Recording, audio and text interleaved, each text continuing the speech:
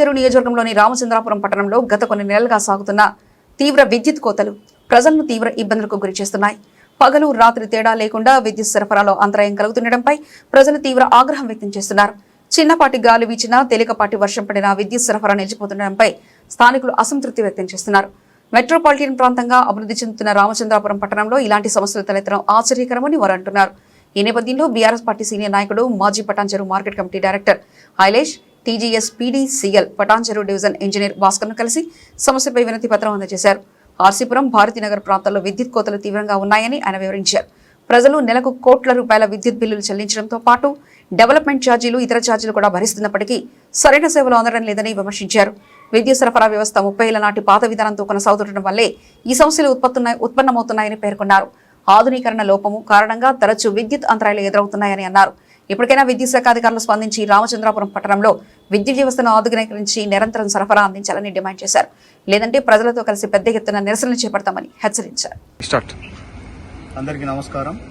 మరి ఈరోజు మన రామచంద్రాపురం ప్రాంతంలో విద్యుత్పై సమస్యపై వస్తున్నటువంటి సమస్యల మీద పటాన్చెరు డివిజనల్ ఇంజనీర్ భాస్కర్ గారిని కలవడం జరిగింది.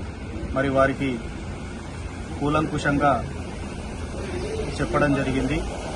చిన్నపాటి వర్షం పడితే కరెంటు పోవడం, మరి అదేవిధంగా ఎన్నో ఏళ్ల కింద వేసినటువంటి విద్యుత్ వైర్ల వల్ల నిరంతరం అంతరాయం కలగడం జరుగుతుందని, మరి ఈరోజు రామచంద్రాపురం హైదరాబాద్ మెట్రోపాలిటన్లో ఒక భాగం అయ్యింది. మరి అలాంటి దాంట్లో మరి విద్యుత్ వ్యవస్థను మరింత మెరుగుపరుచుకోవాలని, మరి మీరు అప్గ్రేడ్ చేయాలని, ఎందుకంటే అక్కడి నుంచి దాదాపు కోట్ల రూపాయల నెలలకు బిల్లుల రూపంలో ప్రజలు చెల్లిస్తున్నారు. అదేవిధంగా కమర్షియల్ గా వాడేటటువంటి వ్యాపారస్తులు కూడా ఎన్నో రూపాయలు చెల్లిస్తున్నారు.